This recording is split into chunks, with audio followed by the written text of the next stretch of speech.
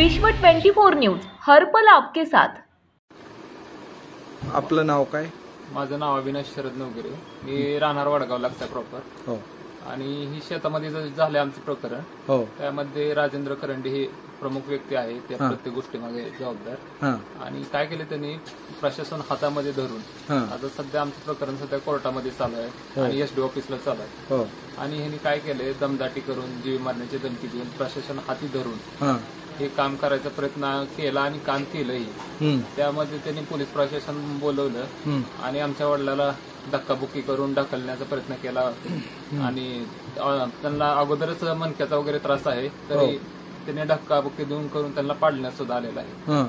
आणि आम्ही माननीय चंद्रशेखर बावनकुळे साहेबांना फोन केला, मग त्यांनी बोलले की तुम्ही राणादादाकडे जावा आणि त्यांना भेटा आणि सविस्तर हा विषय सांगा, ते तुमचा प्रश्न मार्गी लावतील असे बोलले त्यांनी। आणि त्यांना आम्ही भेटणार पण आहोत, परंतु ही गावगुंड आहेत, आम्हाला खूप त्रास देत आहेत। हे अगोदर आम्ही FIR पण दाखल करण्याचा प्रयत्न केलाय, पण पोलीस प्रशासन याकडे दुर्लक्ष देत आहे, बिलकुल लक्षच घालत नाही। मग मला सांगा, आपण SP कडे गेलो होतो? SP कडे गेलो होतो आम्ही, पोलीस स्टेशनला गेलो तर ते तर बिलकुल गुन्हा सुद्धा म्हणजे दाखल करण्याची तयारी। SP साहेबांनी काय म्हटले? त्यांनी काय बोलले, आम्ही पत्र आहे खाली पाठवला आहे तुमचा अर्ज, त्याची चौकशी होईल असं बोलले त्यांनी, परंतु ह्यामध्ये कोणाच म्हणजे कोणच लक्ष देत नाही। मला सांगा, DSP साहेबाकडे गेलो होतो? DYSP साहेबाकडे गेलो होतो आम्ही, काय झालं अर्जाची याची चौकशी झाली का नाही विचारण्यासाठी गेलो। होईल, अजून हे लेटर आलेलं आहे, होईल असं बोलत आहे, त्यांनी टाळाटाळी करण्याचा प्रयत्न चालू आहे सगळं। मग आता मला सांगा, आपली पुढची भूमिका काय? आता एक तर आम्हाला आता उपोषण करावं लागेल, नाहीतर मग आम्हाला काय तर म्हणजे आता मंत्रालयात जावं लागेल, मुख्यमंत्री साहेबांची, गृहमंत्र्यांची, परत अजून महसूल मंत्री आहेत त्यांना भेटावं लागेल। कारण हे सगळं ह्यांचा कारभार आहे ते वैयक्तिक स्वार्थासाठी चालू आहे। ह्यांची स्टोन क्रेशर आहे आणि त्यांना तिकडं म्हणजे मायनिंग करायचे, त्यांना खांदून ते दगड वगैरे आहेत का स्टोरेज मटेरियल आणण्यासाठी ह्यांनी रस्ता करायला तिथून ह्यांच्या स्वार्थासाठी।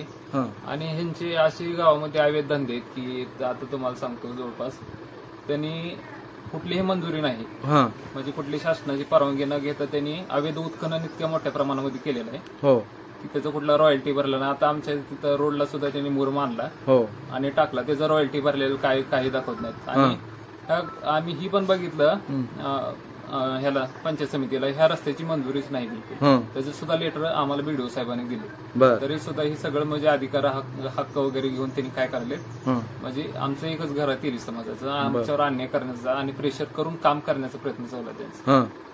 कुठंतरी न्याय मिळावा यासाठी माझी एक विनंती आहे। आणि OBC समाजान बांधवांना माझी पण ही विनंती आहे की कुठं तर तुमची सुद्धा मदत आहे, कारण एक घर आहे ह्या ठिकाणी, प्रत्येकावर अन्याय असं होऊ नये यासाठी सगळ्या लोकांनी मदत करावी, एवढी विनंती।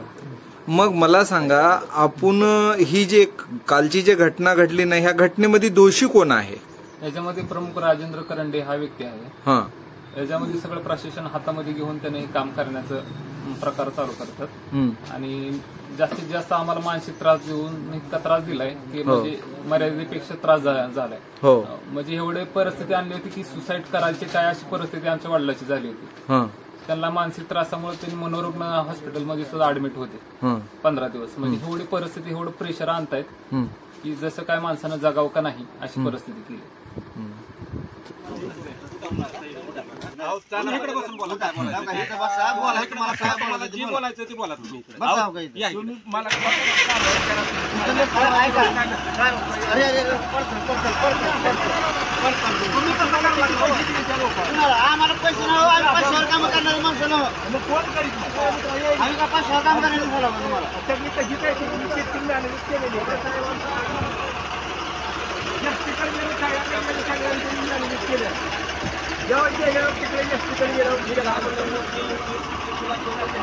सगळ्यापर्यंत ही व्हिडिओ शेअर करावा एवढी विनंती आहे की माझ्या बांधाची माती ओढून काढली, कायद्याचं राज्य कुठं आहे, काय मला करायचं अटक न्यायची स्टेशनला, मला अटक करून न्यायची म्हणाला की मला अटक करून न्या, मी तिथं सांगा जजपशी काय सांगत सांगतो। चला उठा, चला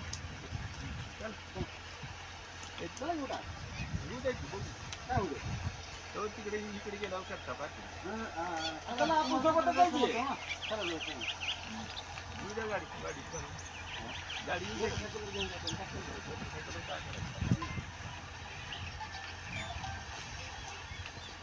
सगळे हक्क अधिकार सगळे कुठं बाजूला ठेवले. भारतीय संविधानाच्या कलम 19 अंतर्गत सगळे हे नियम जागेवर बसवतात.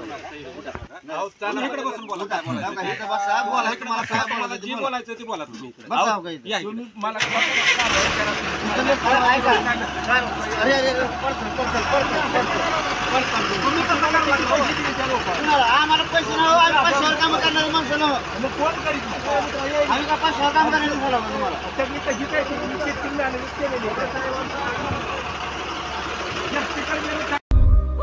राज्यातील महत्त्वाच्या आणि आपल्या भागातील ताज्या बातम्या पाहण्यासाठी आजच आमच्या विश्व 24 न्यूज चॅनलला यूट्यूबवर सबस्क्राईब करा आणि बेल आयकॉन प्रेस करा.